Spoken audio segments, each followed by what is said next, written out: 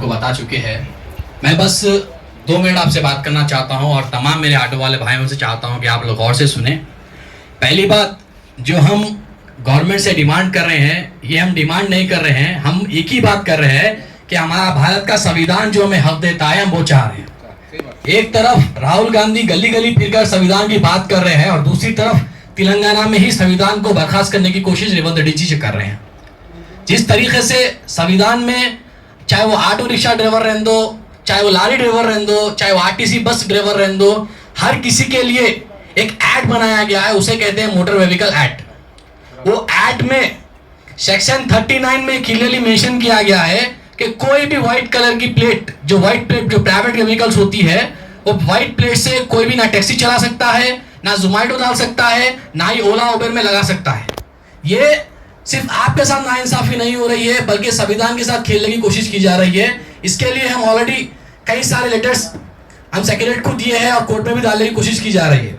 और दूसरी चीज मैं ये बता दूं, सेक्शन 192(8) में ये क्लियरली मेंशन किया गया है, अगर कोई भी शख्स विदाउट परमिट के गाड़ी चलाता है तो उसके ऊपर 10,000 तक का चालान होगा और गवर्नमेंट को चाहिए कि उसकी गाड़ी को सीज किया जाए। ये आरटीओ की और ट्रैफिक की रिस्पॉन्सिबिलिटी बनती है।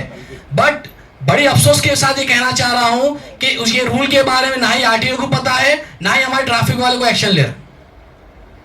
और दूसरी चीज, मैं ILWF की तरफ से ये कहना चाहता हूं कि बाखरी साहब का कहना है कि ILWF की तरफ से एक लीगल विंग बनाई गई है, आप लोगों के लिए एक वकीलों को तैयार किया गया है।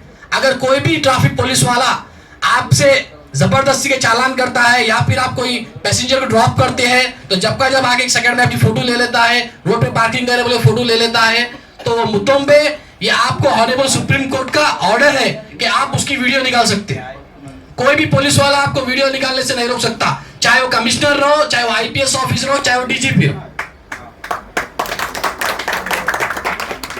और दूसरी बात, अगर आप लोगों में से कोई भी हमारे ILWF के ड्राइवर भाई बंधु के साथ गलत चालान कर रहे हैं, पुलिस वाले या ट्रैफिक कर रहे हैं, तो आप बोल सकते हैं कि क्लियरली स्पॉट पे आपको पैसे भरने की जरूरत नहीं है, वो चालान कर रहा है तो चालान करने दो, उसके चालान को हम मॉर्निंग कोर्ट में जाकर क्लेम करेंगे और पुलिस वाले को कोर्ट के चक्कर में कढ़ाएंगे ताकि वो आइंदा आप को चालान मारने से 10 बार सोचे।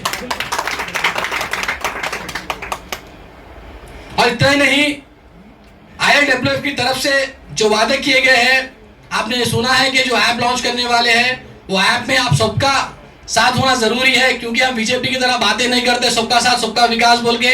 यहाँ पर हम सबका साथ, हम सबका विकास का नारा लगाना है, हमको एक होना है।